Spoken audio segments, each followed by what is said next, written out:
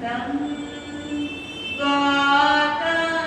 जी लवती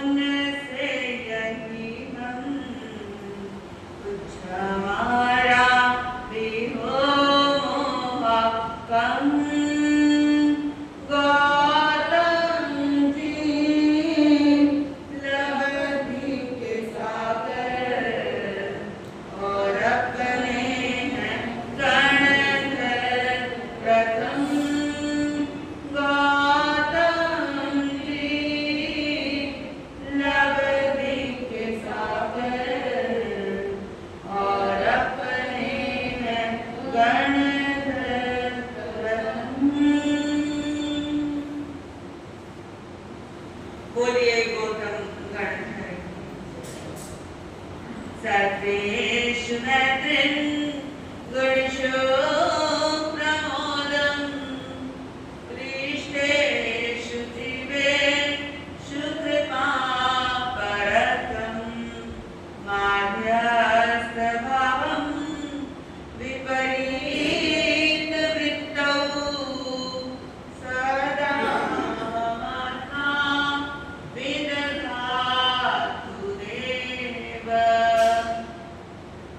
देवादिदेव शासनेश महाप्रभु के पावन श्री चरणारविंदों में भावंत परम श्रद्धा परम उपकारी आत्मज्ञानी सद्गुरुदेव मुझे शिवाचार्य भगवान परम उपकारी परम श्रद्धेय परम ज्ञानी पूज्य गुरुदेव श्री जी एवं पूज्य गुरुदेव महाराज के चरणों में भाववंत नमस्ते। आप सभी भव्य आत्माओं की भव्यता को मेरा प्रणाम स्वीकार। गुरु कृपा से जो कुछ भी सीख पा रही हूं उसे कुछ देर आपके समक्ष रखने का यथासंभव प्रयास कर माताओं एवं बहनों प्रभु महावीर स्वामी के स्वास्थ्य शास्त्र पर चर्चा चल रहा है। स्व में स्थित होने को कहते हैं स्वास्थ्य, स्वस्थ होना। जब आप फिजिकली इल होते हो, फिजिकली आप परेशान होते हो, कहीं कोई किसी भी प्रकार का दर्द हो, कई बार व्यक्ति मेंटली परेशान होता है। जैसे किसी व्यक्ति को बार बार मेंटली टॉर्चर किया जाए, उसकी बात ना मानी जाए, बात सुनी ना जाए, या कुछ कुछ व्यक्ति ऐसे होते हैं जिन्हें भय होता है, डर होता है। जैसे कभी कभी देखे होंगे छोटे छोटे बच्चों में भी बड़ा भय है, तो उस भय की वजह से धीरे धीरे कुछ मानसिक व्याधियां आने लगती हैं, मानसिक रोग शरीर में पैदा होने शुरू होते हैं। कभी कभी किसी व्यक्तियों के बीच में कुछ टकराव हो जाए, विवाद हो जाए, तो कुछ गांठें होती हैं, अंदर धीरे धीरे गांठें बननी चालू हो जाती हैं और धीरे धीरे वो कैंसर का रूप ले लेती है। यदि कोई व्यक्ति मानसिक रूप से अधिक सोचता है और उसके भीतर कुछ द्वेष की गांठें कि बस मामला स्टार्ट हो और मैं स्टार्ट हो, या एक प्रोसेस है जिसे साइंस के अंदर कैथारसिस कहते हैं। अब जो कैथारसिस है, कैथारसिस आप लिखकर भी कर सकते हैं।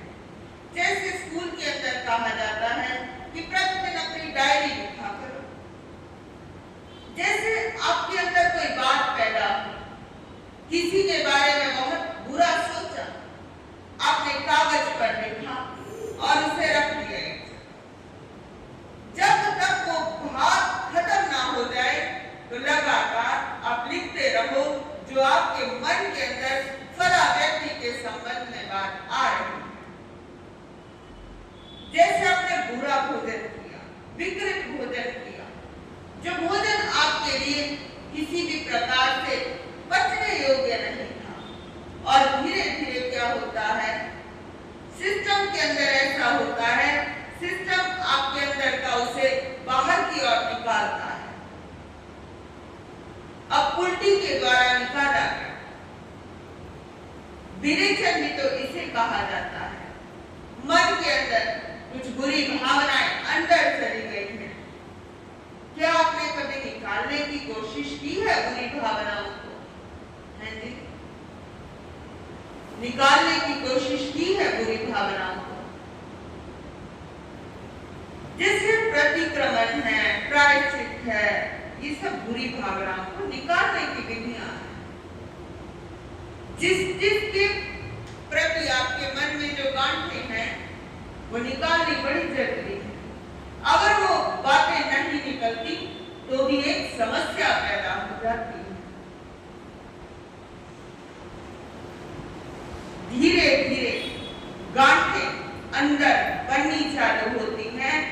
और धीरे धीरे वही गांठें बहुत बड़े ट्यूमर का रूप ले लेंगी। इसलिए अपने अंदर की गांठों को निकालना बहुत अधिक जरूरी है।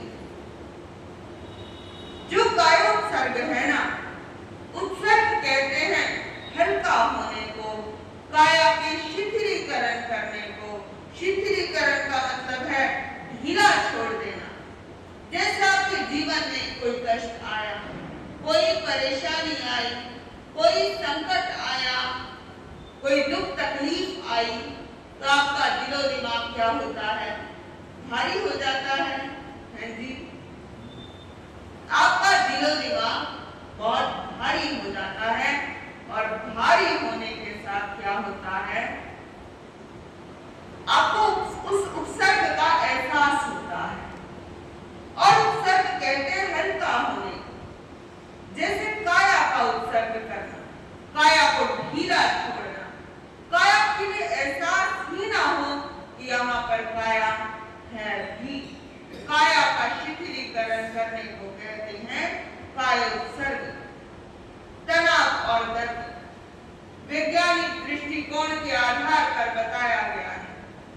एक नई खोज हुई है कि रसायन के द्वारा हम पीड़ा दूर कर सकते हैं।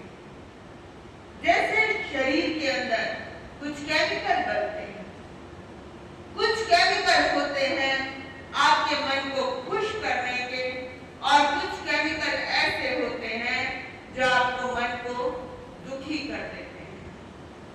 जो खुश करने वाले केमिकल हैं वो व्यक्ति के अंदर हंसाने वाली भावनाओं को भी पैदा करते हैं। उसके अंदर क्या है? आपके हैप्पीनेस के हार्मोन्स जो खत्म हो चुके हैं, उन हैप्पीनेस के हार्मोन्स को क्या है? बढ़ाना। शरीर के अंदर कम होते हैं। जैसे कई लोग चेहरे में हंसी है लेकिन शरीर के अंदर सुस्ती है, शरीर को ढीला छोड़ने को तैयार नहीं है। जैसे कभी कभी कुछ लोगों के ऐसा देखने में आता है, पलकें बड़ी भारी भारी हो जाती हैं, ऊपर की पलकें बड़ी भारी भारी, आंखों के अंदर लगातार नींद बनी रहती है, लगातार सुस्ती बनी रहती है। तो इसका क्या मतलब हुआ? इसका यही तो मतलब हुआ कि भारीपन, हैप्पीनेस के हार्मोन्स को बढ़ाना बहुत अधिक जरूरी है। नई खोज के आधार पर बताया गया है कि रसायन के द्वारा पीड़ा दूर कर सकते हैं। ब्रेन के अंदर भी बहुत सारे केमिकल्स पैदा होते हैं। जो आप भोजन करते हो उसके आधार पर भी बहुत सारे केमिकल्स शरीर के अंदर पैदा होते हैं। कुछ कपड़े डालते हो, जैसे सफेद कपड़े डालते हो तो चित्त के अंदर अधिक शांति होती है। यदि अधिक काले कपड़े डालते हो तो संसार के अंदर व्यक्ति घिरा रहता है, परेशान रहता है। यदि हरे कपड़े पहनते हो तो आपके अंदर हरियाली आती है। अलग अलग तरीके के वस्त्रों का बड़ा महत्व है। कई लोग ऐसे भी देखने में आए हैं, सोमवार को अलग कपड़े पहनते हैं, मंगलवार को अलग कपड़े पहनते हैं, बुधवार को अलग कपड़े पहनते हैं। यानी कहने का मतलब है कि हर बार को अलग कपड़े पहनते हैं। एक व्यक्ति मिला, वो हर नक्षत्र, कितने नक्षत्र होते हैं आपको पता है? कितने नक्षत्र होते हैं? 27 नक्षत्र होते हैं। 27 नक्षत्रों के आधार पर एक व्यक्ति मिला, वो उसके आधार पर कपड़े पहनता है। गुरु पुष्य नक्षत्र होता है, उस दिन वो एकदम नए कपड़े पहनता है। प्रति माह उसका ऐसा मानना है कि नक्षत्र के आधार पर क्या किया जाए? वस्त्र पहने जाने चाहिए। अब ब्रेन के अंदर बहुत सारे केमिकल्स पैदा होते हैं जो आपके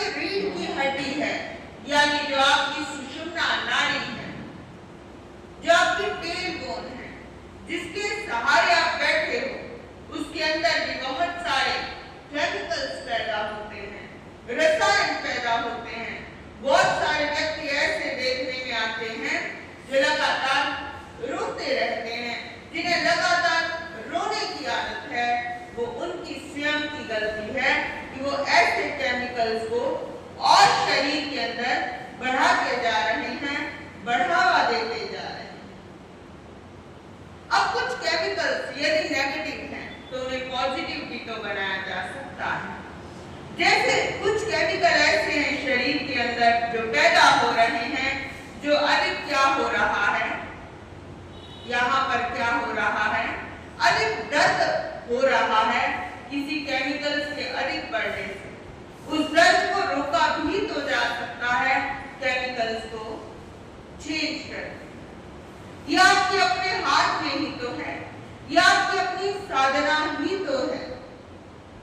जैसे गहरी भक्ति आए, गहरी वैराग्य भावना आए और गहरी ध्यान की स्थिति आए तो व्यक्ति बीमारी भूल जाता है। कायोत्सर्ग रसायन शरीर में कायोत्सर्ग की वजह से ही पैदा होते हैं। अगर आप शरीर को ढीला छोड़ोगे तभी आपके शरीर के अंदर कुछ अच्छे केमिकल्स पैदा होंगे। यदि शरीर को आप ढीला नहीं छोड़ रहे तो आपके शरीर के अंदर अच्छे केमिकल्स पैदा नहीं। आज व्यक्ति जमीन पर बैठना ही भूल गया है, सबसे बड़ी समस्या है। जैसे मैंने आचार्य भगवान श्री आनंद ऋषि जी महाराज के एक शिष्य के पुस्तक के अंदर पढ़ा कि सारा जोर बैठते हुए, जैसे ही आप सुखासन में बैठते हैं, जैसे ही आप पलाखी मारते हैं और आप सारा का सारा प्रेशर अपनी रीढ़ की हड्डी पर डालते हैं। जैसे आप रीढ़ की हड्डी पर कुछ प्रेशर डालोगे तो आपका ख्याल कहाँ जाएगा? आपका जो आगे वाला हिस्सा है यहाँ आपका ख्याल जाएगा और आप अपने आप को बहुत ही हल्का महसूस करोगे। किसी भी प्रकार की कोई भी समस्या नहीं आएगी। पूरा दिन आप एक बहुत ही अच्छे तरीके से आप एक लंबे समय तक बैठ पाओगे। जैसे किसी का मन बड़ा वैरागी हो जाए, किसी के अंदर बहुत तीव्र वैराग्य भावना पैदा हो जाए तो वो क्या भूल जाता है? वो बीमारी ही भूल जाता है। जब ध्यान की गहरी स्थिति आती है उस समय भी वो अपने हर प्रकार के दर्द इत्यादि को भूल जाता है। जैसे किसी को किसी संत के प्रति बड़ा लगाव हो जाए, बड़ी अटैचमेंट हो जाए और वो जाने लगता है संत के पास और बस उसके दिलो दिमाग के अंदर बस संत ही नजर आ रहे हैं और कुछ भी नजर नहीं आ रहा है। या कभी कभी कुछ लोगों को नमोकार के प्रति बड़ी गहरी आस्था हो जाती है। लगातार वो नमोकार का स्मरण करते रहते हैं और उनके भीतर क्या होता है? सारी की सारी बीमारी वो भूल जाते हैं। कायोत्सर्ग जो है वो एक संजीवनी बुद्धि है। कायोत्सर्ग शतक ग्रंथ किसी बहुत बड़े आचार्य ने लिखा है, जिसके अंदर 100 श्लोक लिखे गए हैं, 100 गाथाएं लिखी गई हैं कायोत्सर्ग के बारे में। अब इसका लाभ क्या है? इसका लाभ तो यही है, देह की जड़ता और मति की जड़ता का शोधन होता है। जैसे व्यक्ति फिजिकली इल है, व्यक्ति मेंटली परेशान है, फिजिकली परेशान है या मेंटली परेशान है, उससे उसकी विशुद्धि होती है, शुद्धिकरण होता है। इससे रक्त विकार तक भी ठीक हो जाते हैं। जैसे कई बार खून के अंदर अलग अलग तरीके के स्राव पैदा हो जाते हैं, ब्लड के अंदर इंफेक्शन आ जाता है आपकी रिपोर्ट के अंदर। अगर आप ये साधना विधि से गुजरते हैं तो आपका ब्लड का इंफेक्शन तक भी ठीक हो सकता है, केवल अपने एक एक अंग पर ध्यान करने से। एक एक अंग पर जैसे जैसे आप ध्यान करते जाओगे आपका शरीर एकदम ढीला पड़ता जाएगा। मोह शांत होता है इससे व्यक्ति का बीपी ठीक हो जाता है। जैसे बड़ी उथल पुथल होती है ना व्यक्ति के दिलो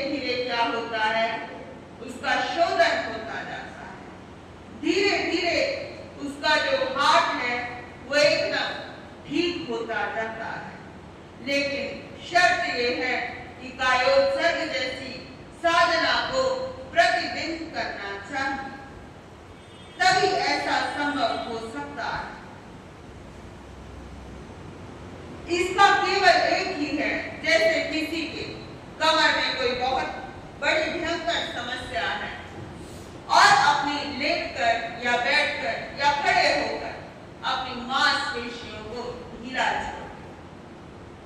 एक एक अंग के प्रति ध्यान दो। महसूस करो कि मेरे पांव का अंगूठा ढीला छोड़ दिया है, मेरे पांव का अंगूठा एकदम ढीला छोड़ दिया है, मेरा हर प्रकार का दर्द ठीक हो रहा है। ऐसे करके पांव के अंगूठे से लेकर सिर के सिरे तक, सिर की चोटी तक एक एक अंग पर, एक एक अवयव पर ध्यान दिया जाना चाहिए। कायोत्सर्ग की एक लंबी प्रक्रिया भी है, लंबी प्रक्रिया, बहुत लंबी प्रक्रिया है। लगभग 12 दिन की वो लगातार दीर्घ साधना है। महापुरुषों ने उस पर बड़ा गहरा शोध किया है। जैसे किसी को कहीं सिर में दर्द है, आपकी मानसिक बीमारी भी ठीक होगी।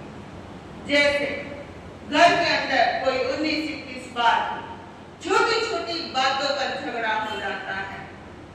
जैसे पड़ोसी के घर के अंदर एक गाड़ी आई है, अपने घर में भी एक गाड़ी खड़ी है, लेकिन जैसे ही पड़ोसी के घर में गाड़ी आती है, यहाँ पर एक समस्या खड़ी हो जाती है। अब पत्नी एक दिन एक पति से झगड़ती है। पति कहता है, मैं पूरा दिन तू मुंह बनाए रखती है, क्या चक्कर है? तो पत्नी कहती है कि भाई हमारा अपने पड़ोसियों ने 4 चक्का गाड़ी ली है, 4 पहिए वाली गाड़ी ली है, तो अपने पास भी 4 पहिए वाली गाड़ी है। भाई बराबर है संपन्नता, 4 पहिए वाली गाड़ी हमारे पास है, 4 पहिए वाली गाड़ी उनके पास है। तो इसमें समस्या क्या है? तुम्हारे पास कोई किसी प्रकार की कोई तंगी थोड़ा ना है। उसकी पत्नी बोलती है कि भाई यदि पड़ोसी ने 4 चक्के की गाड़ी ली है, तो तुम कल 5 चक्के वाली गाड़ी लेकर आओ। झगड़ा बताओ, छोटी छोटी बातों का है। ये तो कोई इलॉजिकल बात हुई, ये तो कोई बात भी नहीं हुई। छोटी छोटी बातों पर चुटकुले बन जाते हैं, छोटी छोटी बातों पर उपहास बन जाता है, छोटी छोटी बातों पर व्यंग्य बन जाता है। छोटी छोटी बातें हैं जो आपके मन को परेशान कर देती हैं। एक थाली यहाँ रखी है, थाली यहाँ क्यों रखी, थाली यहाँ रखी जानी चाहिए। अब व्यक्ति ऐसा सोचता है कि मैं थाली यहाँ पर रखूं, और इसी बात पर झगड़ा हो जाता है कि भाई थाली यहाँ क्यों रखी, थाली यहाँ रखी जानी चाहिए। ये छोटी छोटी बातें आपके दिमाग को खराब कर देती हैं और आपको पता भी नहीं लगता, धीरे धीरे आप मानसिक रूप से परेशान होते जाते हैं। मानसिक रोग धीरे धीरे आपको घेरे रहते हैं। फिर आपको लगता है कोई तो ऐसा इलाज होना चाहिए कि जहां पर हमें एकदम हम मेंटली फ्री हो पाए। मेंटल हमारा ऑर्डर में होना चाहिए, उसकी सीक्वेंस खराब हो जाती है, वो डिसऑर्डर के अंदर चला जाता है। मांसपेशियां बहुत टाइट की हुई है। जैसे जब बच्चे लिखते हैं ना, उस समय बच्चे पता है क्या करते हैं? पेंसिल को एकदम तेज तेज दबाते हैं और तेज तेज लिखते हैं। कई व्यक्तियों को भी हम देखते हैं, एक व्यक्ति है जो पेन को एकदम हल्के स्मूथली पकड़ता है और स्मूथली चलाता है। दूसरा व्यक्ति है पेन को लगातार पकड़े हुए है और उसे क्या कर रहा है, पेन को जबरदस्ती दबा रहा है। व्यक्ति की इससे पता लगती है व्यक्ति का कैसा कैरेक्टर है, व्यक्ति के जीवन के अंदर क्या प्रभाव है और व्यक्ति के जीवन के अंदर कैसा प्रभाव चल रहा है। को पकड़ेगा और दबा कर लिखेगा। और कुछ लोग ऐसे होते हैं जो दबाकर नहीं भी लिखते हैं, हल्के होते हैं। जैसे भगवान महावीर स्वामी को देखा है आपने। भगवान महावीर स्वामी जब चलते थे ना, तब पड़ता तो क्या एक पत्ता भी नहीं हिलता और एक पत्ते को स्पर्श तक भी नहीं करते थे। उनकी एक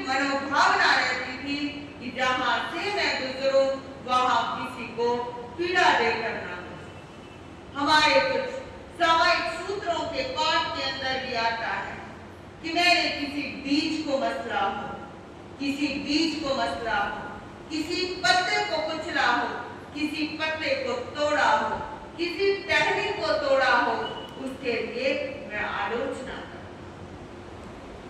इच्छा कारणम का पाठ क्यों किया जाता है? 10 उत्तरीकरण का पाठ उत्तरीकरण सूत्र है, उत्तर पाने के लिए किया जाता है। हर चीज का बड़ा महत्व है। उत्तरीकरण की साधना बड़ी गजब की साधना है। ये सूत्र नहीं है, ये पाठ नहीं है, ये नौपटिया नहीं है, ये तो जीवन के अंदर की जाने वाली साधना है। अब किसी का ब्रेन के अंदर कोई गहरी समस्या आ जाए, उसके लिए कायोत्सर्ग बड़ी महत्वपूर्ण चीज है। यदि वो प्रतिदिन कायोत्सर्ग करता है तो शायद उसकी ब्रेन की बड़ी से बड़ी समस्या ठीक हो सकती है। एक महिला ने किसी ध्यान केंद्र के अंदर, आध्यात्मिक ध्यान केंद्र है दिल्ली के अंदर, साउथ दिल्ली के अंदर है, एक महिला थी, उसे जैन परिवार से थी, उसे ब्रेन स्टैम्परिंग हो गई थी। ब्रेन स्टैम्परिंग होने के कुछ समय के बाद जब वो थोड़ा कंट्रोल में आया सिस्टम, तो उसके माता पिता को पता चला कि भाई ध्यान के अंदर इसका इलाज हो सकता है। आचार्य महाप्रज्ञ जी के द्वारा चलाया गया एक सेंटर के अंदर उस लड़की को भेजा गया। दिल्ली पंजाबी बाग के अंदर रहने वाली लड़की है, बहुत बड़े कॉलेज के अंदर लेक्चरर थी। किसी मानसिक समस्या से ग्रस्त होने के चक्कर में उसके दिमाग के अंदर स्टैमरिंग हो गई थी। उसके माता पिता ने उसे वहां पर एडमिशन कराया। लगभग 12 दिन वहां उसका रहना हुआ और उसकी जो प्रॉब्लम थी वो ठीक हुई। हल्का फुल्का तो कहीं हो सकती है उसे दिक्कत, लेकिन जो अधिकांश हिस्सा था ना शरीर का, वो हिस्सा उसका ठीक हो गया। कई लोग दिन रात भी कायोत्सर्ग करते हैं, कई लोग 1 घंटा करते हैं। अब व्यक्ति की अपनी अपनी कैपेसिटी होती है। एक व्यक्ति है जो अधिक लंबे समय तक बैठ सकता है और एक व्यक्ति है जो अधिक लंबे समय तक नहीं भी बैठ सकता है। अब मांसपेशियों को शिथिलता देनी चाहिए, मांसपेशियों को ढीला छोड़ना चाहिए। जैसे कई बार आजकल देखने में आया है, एक बार किसी सर्जिकल शॉप के यहाँ मंगल पाठ सुनाने के लिए जाना हुआ हमारा, तो उस व्यक्ति ने बताया कि इन हिस्सों के भी जो बांधने वाले कुछ प्रोडक्ट्स होते हैं, वो इन हिस्सों को ठीक करने के लिए भी बांधने की कुछ चीजें आती हैं, प्लास्टर। तो वो भी बड़ी गजब की चीज लगी कि भाई लोगों ने यहाँ पर भी इतना दबाव डाला हुआ है। अब पिछले दिनों किसी लड़की का, कोई दिल्ली की लड़की आई और वो कहने लगी मेरे केवल इस हिस्से में दर्द है, केवल इतने से हिस्से का भी प्लास्टर आ गया। जितनी ज्यादा समस्याएं बढ़ती जाएंगी उतनी जबरदस्त उलझने बढ़ती जाएंगी। अगर उलझने बढ़ेगी तो हमारे पास साधन भी बढ़ेंगे, क्योंकि बुद्धि कैसे चलेगी? बुद्धि उसी आधार पर धीरे धीरे चलती चली जाएगी। क्योंकि हमारे अंदर भी सबसे बड़ी कमी है, हम चीजों को लाइटली लेते हैं, चीजों को बहुत हार्डली लेते हैं, ढीला छोड़ते ही नहीं है। जैसे हाथ है, हाथ को यहाँ पर अस्तर लगाने की क्या जरूरत है? अगर इस हाथ को आप थोड़े दिन तक महसूस करें, लगातार महसूस करें कि भाई मैंने अपने हाथ को एकदम ढीला छोड़, जैसे आप थोड़ी देर के लिए अपने शरीर को ढीला छोड़ देते हैं, इतनी ही देर के अंदर आपकी सारी की सारी प्रॉब्लम क्योर होने लगती है। मांसपेशियों के अंदर शिथिलता होने से ही ठीक होगा। हर व्यक्ति है, अब मेंटल के अंदर एक चीज फीड हो गई है, मन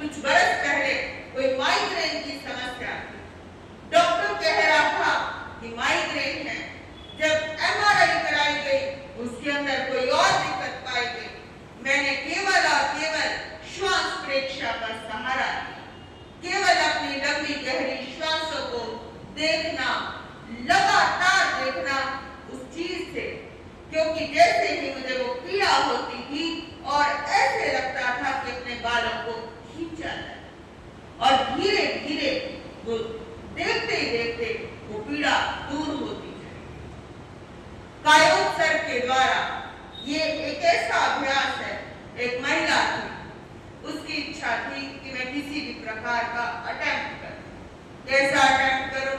सुसाइड अटेम्प्ट करूं। उसके ससुर ने नदी से छलांग लगाकर सुसाइड अटेम्प्ट किया और दिमाग के अंदर, घर के अंदर वो तनाव का वातावरण था। उसने सोचा सारी की सारी कहानी खत्म हो जाएगी, मैं भी मर जाती। उसके हस्बैंड उसे पहली बार लेकर आए।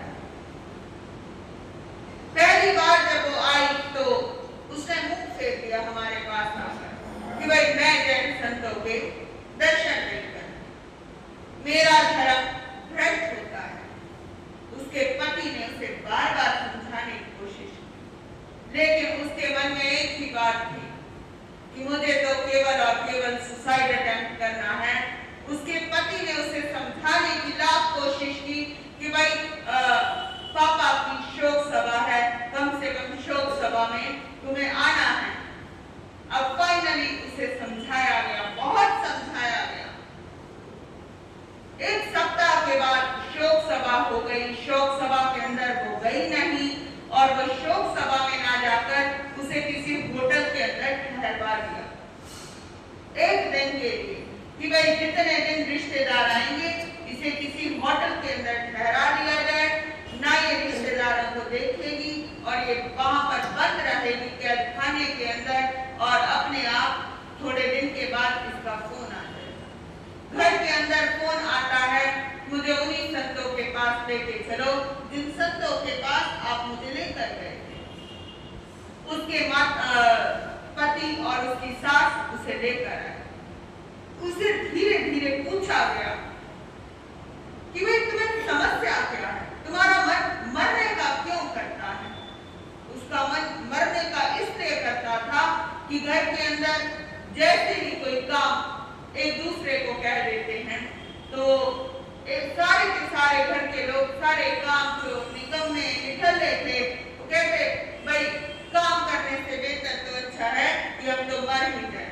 अब एक छोटे से बच्चे को काम करने को कहा जाता कि भाई पानी का ग्लास लेकर आना, वो भी माथा ठनकता कि भाई इससे अच्छा तो आप मुझे मार ही दो।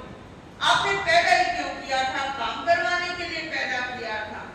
अब उसके पति को कहा जाए कि भाई तुम काम कर क्यों नहीं जाते? अरे पूरा दिन घर की जिम्मेवारियों के अंदर लगा रहता हूँ, इससे बेहतर तो मैं मर ही जाऊँ।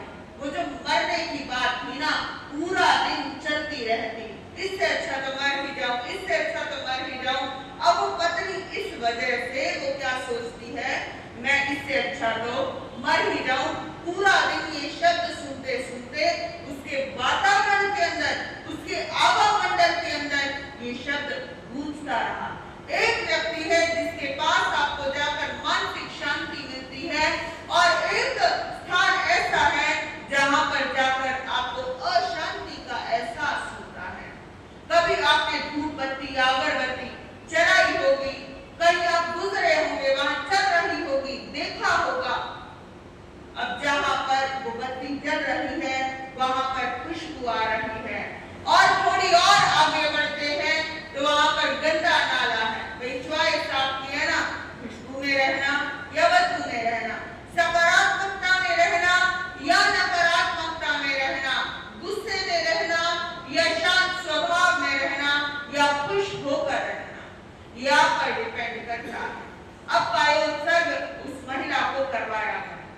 4 के 4 महीने उस महिला ने प्रतिदिन कायोत्सर्ग किया। उसी चातुर्मास के अंदर मेरा केवल एक ही टारगेट था। बहुत सारे व्यक्तियों की इच्छा होती है कि भाई मैं सुसाइड अटेम्प्ट कर लूं, सुसाइड अटेम्प्ट कर लूं। इस बात को सुन के मन के अंदर एक भावना आई कि कुछ ऐसी विरेचन की क्रिया बनाई जाए। उस चातुर्मास के अंदर एक मुदिता क्रिया नाम से, जैसे आपने आर्ट ऑफ लिविंग वालों की सुदर्शन क्रिया नाम सुना होगा, सदगुरु की ईशा क्रिया नाम सुना होगा, ऐसे ही मुदिता क्रिया जिसके अंदर विरेचन करवाया जाता है। कभी समय आने पर आपको वो विरेचन करवाया भी जा सकता है। जो आपके अंदर की दबी कुचली भावनाएं हैं वो एक क्रिया के द्वारा आपके अंदर से वो बाहर निकलेगी। जैसे हमारे यहाँ सूत्र का पठन पाठन वाचना इत्यादि होता है, तो उस वाचना इत्यादि के अंदर क्या होता है, हमारी भावना क्या बनती है वाचना के अंदर कि भाई तेज तेज बोला है। जितना तेज बोलेंगे हमारी नाभि के अंदर कमल होता है, उस अब कमल है पानी के अंदर, कमल खिला हुआ है। अब वो कमल के आसपास कोई गंदा पानी आए तो वहां पर छींटे तो पड़ेंगे। ऐसे ही नाभि कमल के अंदर भी कुछ छींटे तो पड़ेंगे। जैसे आप कायोत्सर्ग करो, श्लोक पढ़ो, वाचन सुनो, वाचना करो शास्त्र इत्यादि की, उतना उतना धीरे धीरे आपका नाभि कमल खुलता जाएगा और कायोत्सर्ग के अंदर आपको बहुत ज्यादा सहारा मिलेगा। समय आने पर आपको कायोत्सर्ग की साधना किसी एक दिन करवाई भी जा सकती है।